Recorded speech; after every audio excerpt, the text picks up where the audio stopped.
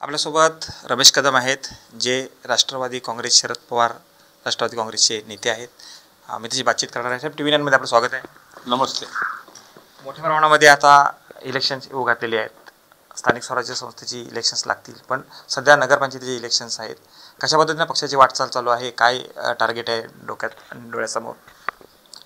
एक 15 दिवसापूर्वी साहेबांनी या संदर्भातली मीटिंग आमची प्रांतिकच्या कार्यालयामध्ये झाली.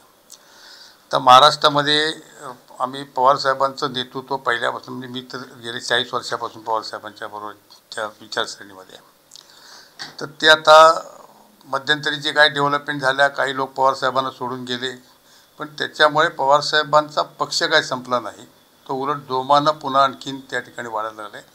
याचं प्रत्यय आपण लोकसभेच्या आणि विधानसभेच्या निवडणुकीमध्ये आपण त्या ठिकाणी पाहिलेलं आहे नजीकच्या काळामध्ये. आता त्याचाच एक पर्याय सेकंडचा स्टेज म्हणजे आपण जिल्हा परिषद, पंचायत समिती, महानगरपालिका आणि नगरपालिका या निवडणुकीला आता नजीकच्या काळामध्ये आपण सामोरं जाणार आहोत. आता ह्या राज्यामध्ये ज्या ज्या ठिकाणी पवारसाहेबांचा कार्यकर्ता आहे त्या ठिकाणी तो अत्यंत जोमानं काम करतो आहे आणि त्याचा फार मोठा परिणाम त्या ठिकाणी लोक गेले ते झालं नाही. कारण शेवटी खालचा मतदार आहे, खालचा मतदार हा पवारसाहेबांच्या विचाराशी जोडलेला गेलेला आहे. पवारसाहेबांवर त्यांचा पूर्णपणे विश्वास आहे आणि म्हणून त्या जिल्हा परिषद, पंचायत समिती किंवा नगरपालिका, महानगरपालिकेच्या निवडणुकीमध्ये आम्हाला निश्चितपणे चांगल्या प्रकारचं यश त्या नजीकच्या काळामध्ये होईल. आता मागच्या ज्या निवडणुका झाल्या त्याला अनेक कारणं आहेत.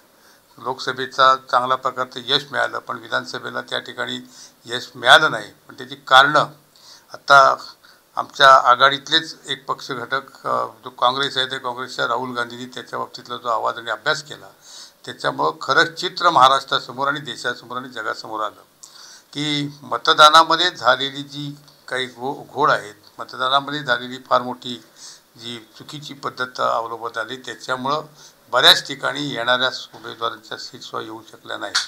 मग जर समजा पवारसाहेबांच्या विरुद्ध किंवा आघाडीच्या विरुद्ध जर समजा वातावरण महाराष्ट्रामध्ये होतं, तर मग ते लोकसभेला का दिसलं नाही? मग लोकसभेला एक नजीक त्याच वेळेला थोड्या कालावधीपुरती लोकसभेच्या निवडणुका झाल्या होत्या, त्यावेळेला घवघवीत यश मिळालं.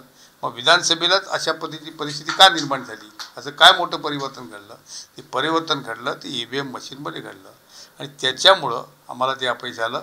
परंतु आत्ता ज्या निवडणुका ज्या आहेत त्या स्थानिक पातळीवरच्या आहेत आणि स्थानिक पातळीवरच्या निवडणुकीमध्ये आम्हाला निश्चितपणे लोकसभेप्रमाणेच चांगल्या प्रकारचं यश या महाराष्ट्रामध्ये त्या ठिकाणी मिळेल आणि पवारसाहेबांचं नेतृत्व असल्यामुळं जी आघाडी आमची निश्चितपणे होईल, त्याच्यामध्ये काय स्वतंत्र लढण्याचा काही प्रश्न नाही. स्थानिक पातळीवर सुद्धा आम्हाला प्रत्येकाला सगळ्यांनी आदेश दिलेले आहेत की ज्या ज्या ठिकाणी तुम्हाला शक्य असेल त्या ठिकाणी आघाडी करा. जर आघाडी होत नसेल तर तुम्ही स्वबळावर पण लढण्याची तयारी ठेवा. त्यामुळे शक्यतो आघाडी करण्याचा प्रयत्न आम्हा कार्यकर्त्यांचा, आम्हा नेत्यांचा निश्चितपणे राहील. परंतु ज्या ठिकाणी घडणार नाही त्या ठिकाणी मात्र स्वतःच्या पायावर लढण्याची देखील ताकद आमच्या प्रत्येक भागामध्ये आहे. चिपळूणमधले रणधुमाळी आहे. आज देखील आपल्या सर्व बातम्या प्रसिद्ध झालेल्या आहेत. मोठ्या पदावरती आपण काम केलेलं आहे. राज्याच्या नेतृत्वाची जबाबदारी आपल्यावरती आहे. असं असताना आपण जो रस दाखवता तो चिपळूणच्या निवडणुकीमध्ये दाखवतात. आपण इच्छुक असल्याचं समोर येतोय नगरपालिका निवडणुकीच्या, नगराध्यक्ष निवडणुकीत. कसं बघतं याकडे? कसं असतं की शेवटी पक्ष हा जनतेसाठी चालवला जातो, हा नेत्यांसाठी चालवला जात नाही. मग जनतेसाठी ज्यावेळेला चालवला जातो त्यावेळेला आपल्याला माहिती असेल की ज्यावेळेला देशामध्ये इंदिरा गांधी ज्याला अडचणीत आली त्यावेळेला महाराष्ट्राचा सह्याद्री कैलासवासी यशवंतराव चव्हाण हे सह्याद्रीप्रमाणे त्या ठिकाणी धावून गेले होते. म्हणजे कुणी कुठे त्या निवडणुकीकडे पळावं, मी जरी राज्यावर असलो पण आज जर माझा फायदा किंवा माझ्या जर कामाचं किंवा माझ्या अनुभवाचा फायदा जर समजा इथल्या स्थानिक पातळीवर होत असेल आणि स्थानिक पातळीच्या कार्यकर्त्यांची तशी इच्छा असेल तर शेवटी पक्ष कार्यकर्त्यांच्या बळावर चालतो, कार्यकर्त्यांच्या विचारावर चालतो. त्यामुळं कार्यकर्ता जो निर्णय घेतील त्या निर्णयाप्रमाणे नेत्याने वागावं लागतं. मग नेत्याने उद्या सांगितलं की नेत्यांना सांगितलं की नाही तुम्हाला ह्या ठिकाणी बसलं पाहिजे की या ठिकाणी लढलं पाहिजे आमच्यासाठी, त्यावेळेला माझ्यासारखा कार्यकर्ता तो निश्चितपणे पदाचा किंवा पेस्टीचा विचार करणार नाही, कार्यकर्त्यांच्या विचाराचा विचार करेल. निवडणुका राज्यभरात विविध ठिकाणी आहेत. वाटतंय सगळ्याच ठिकाणी ही आघाडी दिसेल, होईल, काय वाटतं? शक्यतो करण्याचा प्रयत्न राहील, पण कसं होतं, नगरपालिका, पंचायत समिती, जिल्हा परिषद या ठिकाणी स्थानिक इच्छुक बरेच असतात आणि प्रत्येक पक्षामध्ये असतात. तो प्रश्न विधानसभा लोकसभेच्या निवडणुकीमध्ये येत नाही. त्याच्यामुळे इच्छुकांची संख्या लिमिटेड असते आणि मग कुणाला थांबवायचं, प्रत्येकालाच वाटत असतं की मी निवडून येईन आणि त्याच्यामुळं कदाचित त्या उमेदवारांचा इच्छुक जास्त निर्माण झाल्यामुळं आघाडीला थोडीशी अडचण निर्माण होते. शक्यतो त्यांना आणि आपल्याकडे विशेषतः कोकणाचा जर विचार केला तर कोकणामध्ये सहकार क्षेत्र नाही. पश्चिम महाराष्ट्रामध्ये आणि अन्य ठिकाणी सहकार क्षेत्र असल्यामुळे एखाद्या कार्यकर्त्याला समजा जिल्हा परिषद नाही लढवता आली तर त्याला सांगू शकतो, पण तुला आम्ही साखर कारखान्यावर काम करण्याची संधी देऊ, तुला आम्ही एखाद्या दूध सहकारी याच्यामध्ये काम करायची संधी देऊ.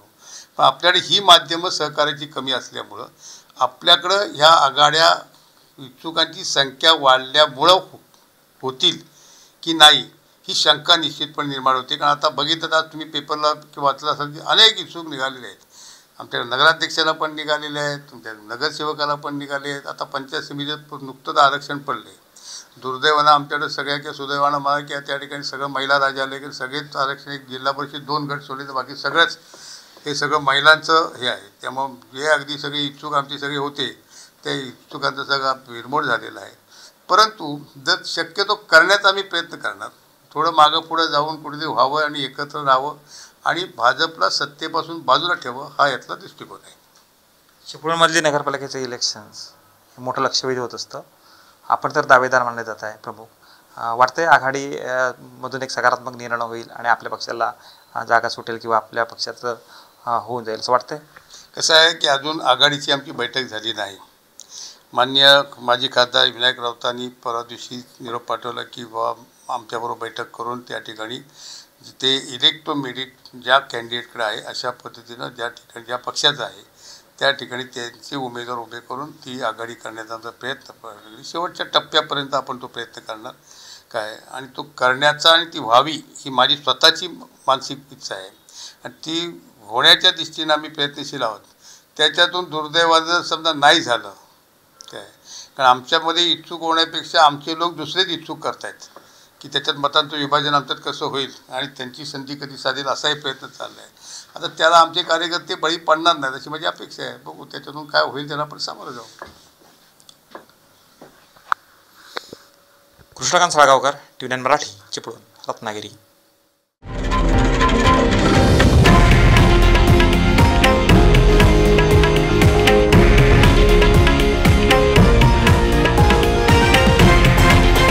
हे आहे देशातील नंबर 1 न्यूज नेटवर्क आणि आपण पाहत आहात TV9 मराठी, एकमेव.